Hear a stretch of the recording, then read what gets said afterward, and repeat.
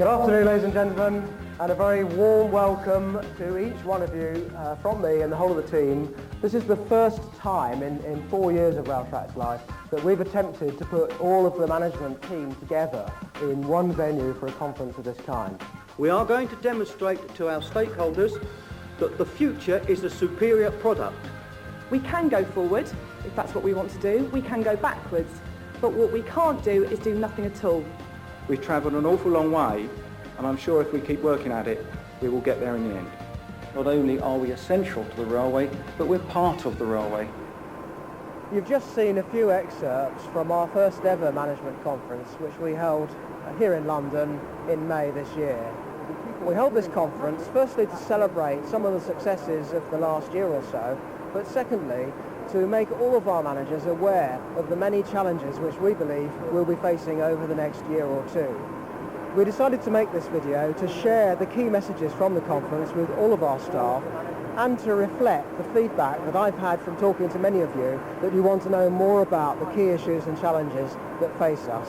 We want to make sure that each and every one of us has a shared understanding of what it is we're trying to achieve. So what are the main challenges facing us over the next year or so? There's absolutely no doubt that the one thing that everybody who's got an interest in the railway system wants us to do is to make the train service more reliable day in, day out. So our first and overwhelming priority over the next 12 months is to carry on the good work of the last year and produce a sustained improvement in the reliability of the train service. And that means taking out things like the poor performance that we had during last autumn and some major infrastructure failures, particularly caused by our contractors and by project work.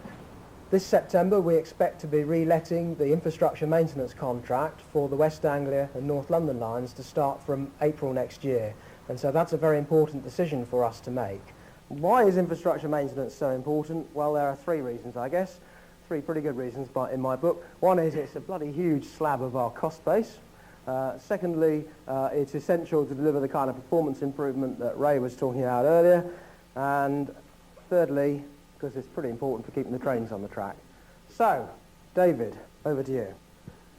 Well, thank you, Michael, for giving away the entire presentation. I shall try and start from that position. Right. Okay then. Well, it's my job today to talk to you about infrastructure maintenance. In total, £74 million worth of contracts. We need to strive to be very innovative and search for cost-reducing ideas because that is the way we can improve our profits.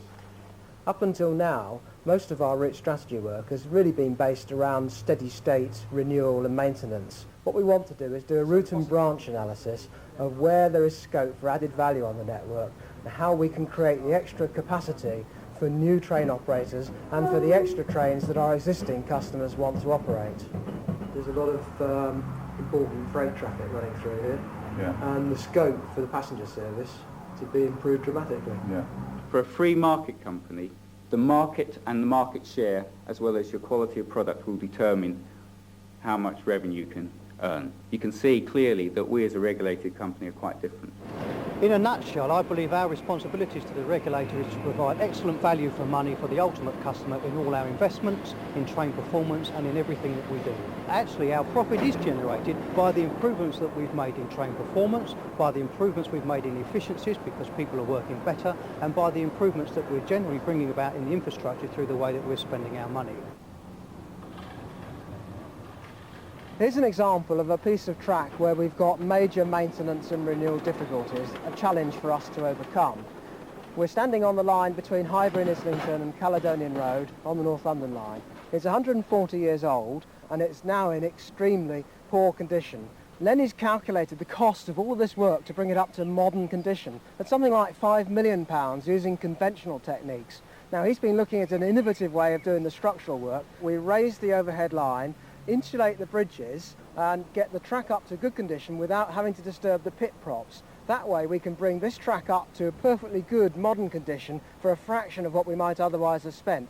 And this is most important for us because it enables us to get much better value for the money that we're investing in the network. The $64,000 question, value for money. How are we going to achieve it? Number one, better packaging of schemes.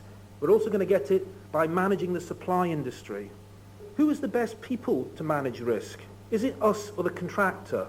And there's going to be a lot more contingency focus. All we've got to do is reduce our contingency of what we actually spend, save half of it, and every person in Railtrack in East Anglia, you're not saying you will get it, but equivalent to £5,000 per person. Okay? We've got to reduce bureaucracy. We're going to use empowerment, and I'm trying desperately, trust me, to do that. I do believe lots of small actions, which all of you can take and lead and participate in, will benefit, and we will achieve it doing that. What can we all expect from Railtrack in the future? Well, love it or hate it, I think we can expect change. Secondly, change. And you know what's coming? More change. And change can be a positive thing. I think it's worth remembering that when we talk about change, it's not just about downsizing or about reorganising. It also means about people growing, developing, and being able to meet the challenges that face the organisation. Everybody's jobs will change, there's no doubt about it, but that could be not your job title or your department, that might be the way you do your job, your own skills and your own development. It's important to remember that the skills you have aren't linked to a job description, aren't linked to a job title or a specific department. We all have skills and experience that can be used in one specific job and can be moved to another job. They're completely transferable. It's not necessarily about losing jobs, it could be about increasing numbers, and experience so far has said that that's true. The biggest change we have on the horizon is the Network Management Centre. This is a new concept in managing the business and brings together the day-to-day running of the railway with strategic management so that we can achieve a step change in meeting stakeholders' expectations. It would mean a significant change in the working environment and organisational structure, and there is still a huge amount of development work to be done on it. I think the first thing to remember about network management centres is they're not a great leap into the unknown. We already have in the zone something that resembles a network management centre in the form of Liverpool Street IECC. That's the centre that's got a combination of signallers, controllers, fault maintenance teams and other ancillary workers in the same signal box. So while I can understand people's fears about what a network management centre is and what it's going to do, we already have a real life example that we can point at and say it's something like this. We will interview every individual on a one-to-one basis and identify from them what it is that they really want to do with the rest of their career within Railtrack. This afternoon we've been sharing with you our vision for the business and our strategy for getting there. But the thing that will make the difference between success or failure will be all of us. And just to let you know, there's one F word that's not part of East Anglia's vocabulary, and that's failure. I think we can have the most wonderful strategies in the world, we can have the most wonderful processes and procedures, but actually without the staff with the knowledge and expertise that we've got, we won't actually get anywhere. The key here is all about objective setting, knowing what's going on in the organisation and making sure that you've got the skills to actually get you there. Let's have some discussion on issues arising out of Railtrack and us. You're talking about increased communication. Are there any policies or procedures in place to look at the key shortfalls or where the communications are breaking down? Internal comms is being seen as a priority for the organisation, and I think we can see hard evidence that that's true. We've got business matters, which I think is a very effective way of getting the message across. We have personal team briefings, which are led by the local managers, which give people local information. But I also like to turn the question round and say, what is it that people actually want us to communicate? I think the communication needs to be two-way, and at the moment perhaps we're not tapping in enough to all the things out there that people know. Ultimately the executive don't have all the answers to everything, but we know that there are people out there who do have. So people's experience and knowledge is extremely valued.